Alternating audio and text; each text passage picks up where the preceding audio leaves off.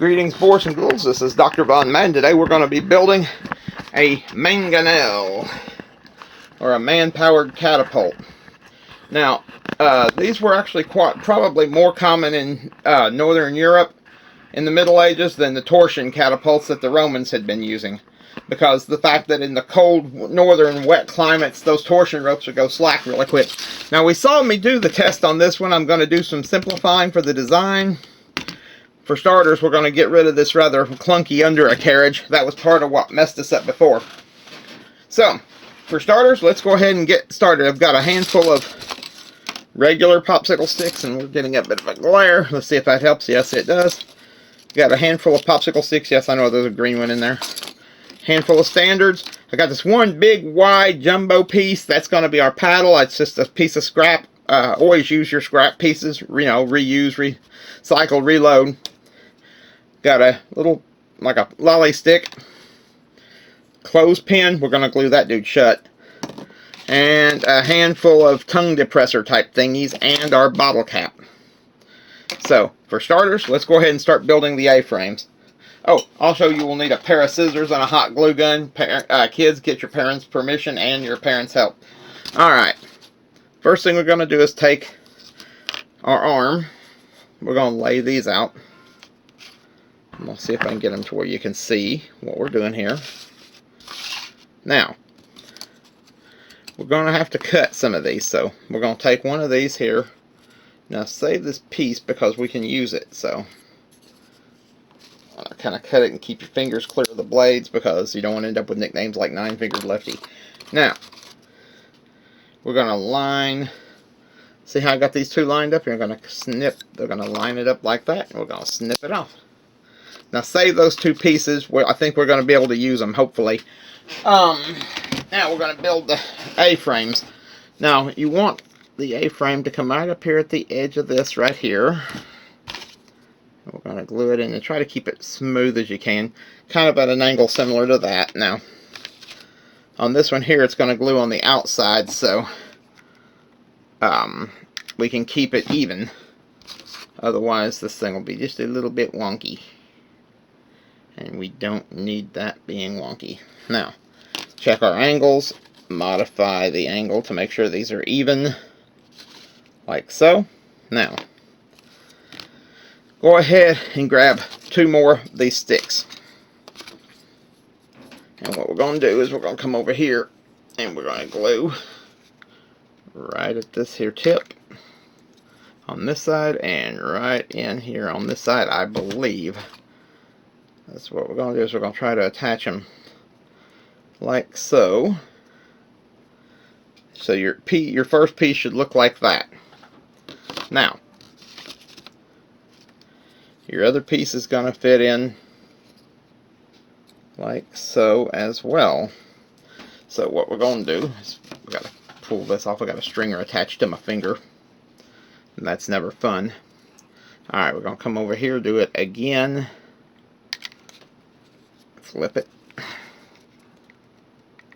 You may run out of glue, and if you do, get some more. Now, make sure we got this evened up,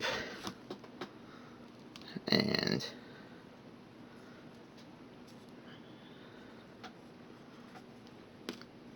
I do believe, we're going to check it and see, but I do believe we have this evened up. Yes, we do. See? Nice and even. Now, get the stringers off your fingers because that's annoying as all daylight. Now,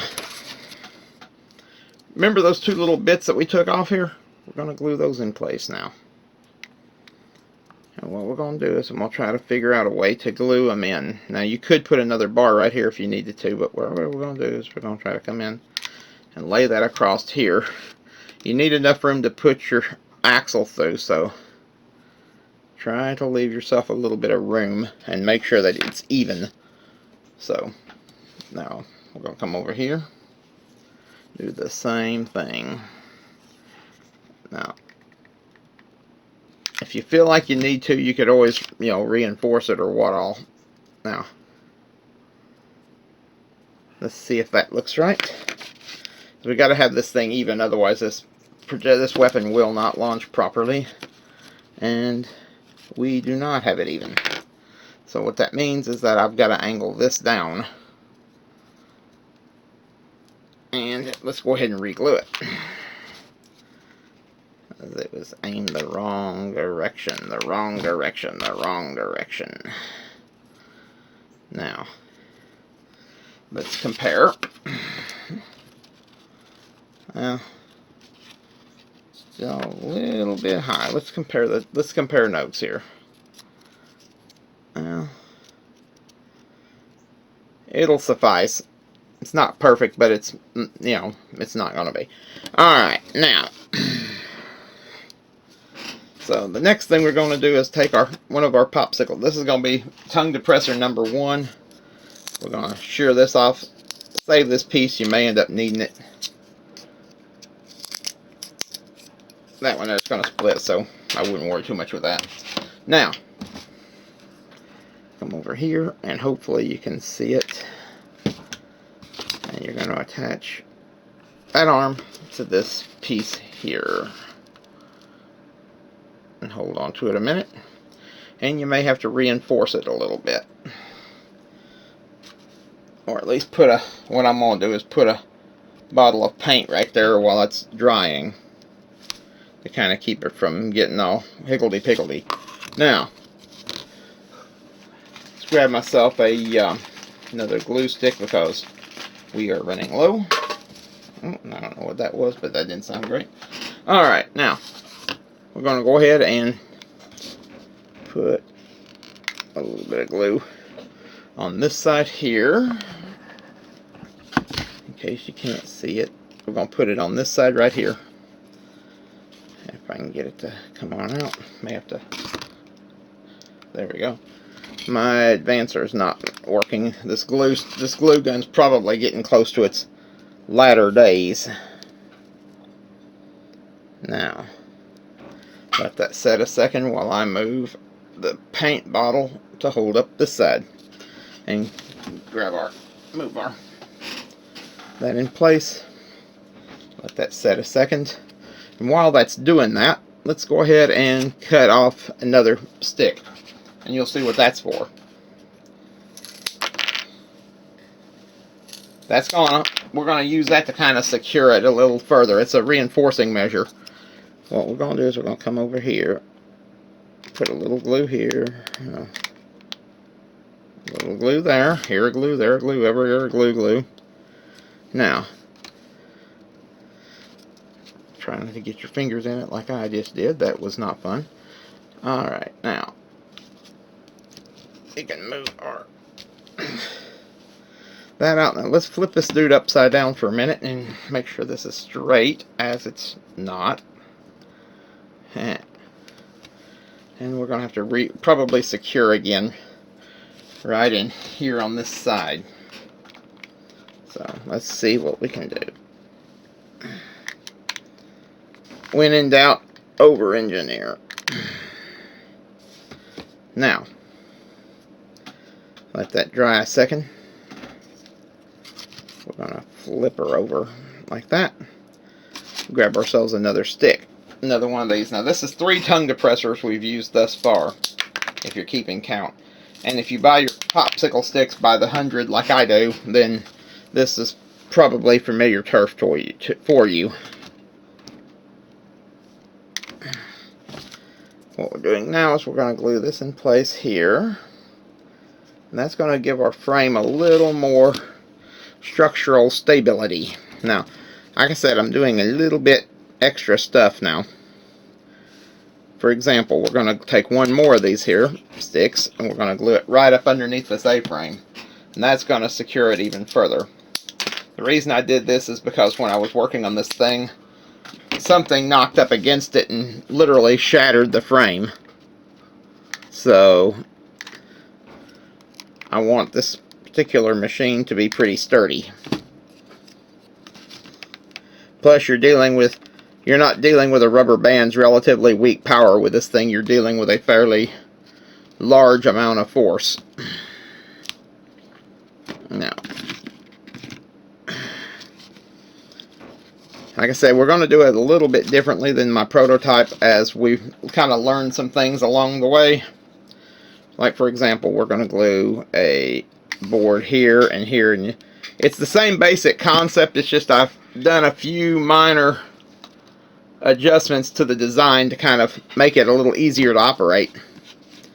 Make operating this thing just a tad easier. So, there's your basic frame. This is actually quite similar to catapults that would have been used by the Byzantines and others in ancient times. Now let's start working on the arm, shall we? Now for your arm, we're going to start with this little green one right here. Now, what we're going to do is we're going to come over here, add a bit of glue right here, and we're going to glue another one of these about halfway up. Just a little bit. You want it about, now, you want about that much of the popsicle stick sticking out the side. You'll see why in a minute. Now you really don't need a thumb peg on this one because you're not really using traction or torsion or anything like that. It uses a whole different method of projecting, so you really don't need that. So you can set your arm, you can afford to set your bucket up a little piece. Now, let's go ahead and assemble the axle. That's going to be our next step, and we're using a thin axle. The reason being is because A, it's easy to replace. It's also available to me right now. A bamboo skewer would have been a little bit better, but this is what I got on hand, so this is what we're using. Alright. So the next thing we're going to do is glue this here clothespin shut, and try not to get hot glue dripping all over you like I just did. Now, we're going to glue that in place right here. You want the side with the most of your clothespin right up towards, ow, that was glue right on my finger. Okay. I want that glued right in here. I know I keep making mistakes like that. Y'all gonna think I'm Tim Allen or something. Now, let's see how that looks. Yeah, that should do it. Now we're gonna give it a quick test.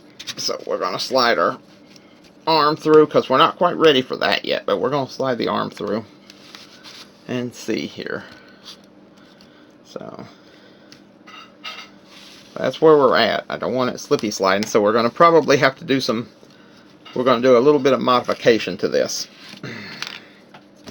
First thing we're going to do is put the arm in place on this thing, and I'll show you how we're going to do that. So we're going to slide the axle back through, like so. We're going to slide the arm, we're going to slide a craft bead, and I got 4 of these craft beads. Usually I use them as ammo, but they also make very good bushings. We're going to slide that into place here.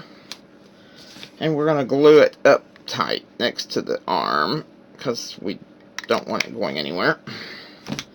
Now, we're going to have to slide the whole arm out to kind of keep that in place. We'll slide this other bushing on from the other side. And let's see, now, as you can see, got this arm in place, and we're going to glue it right up against it. And if you glue it to the clothespin, then that's all fine and good too, really. Now, to make sure that this don't go anywhere, we're going to grab, I had 2 more craft beads. Where did they go? Where did they go? There they are. We're going to glue those also into place. Now we're going to glue those into place right here.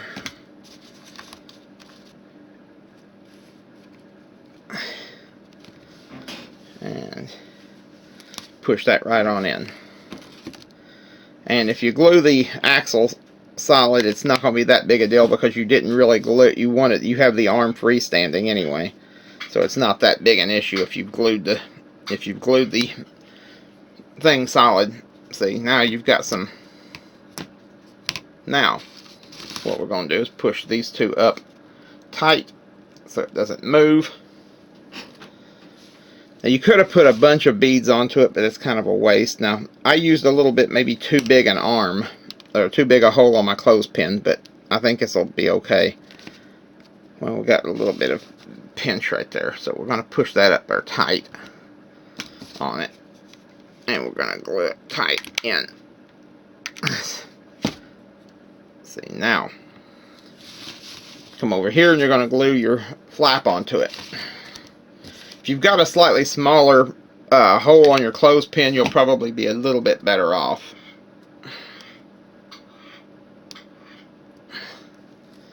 Now, let's give her a quick test. Well, I think I hit the camera. Let's try it again. Oh yeah, that did the job. It's a little bit loose and a little bit funky, but like I said, if you're really concerned about that, go ahead and put a new axle in. I use this because it was what I had first. You can also get rid of all these glue strings and stuff that's getting in your way here. But that should do it. It's a little bit loose.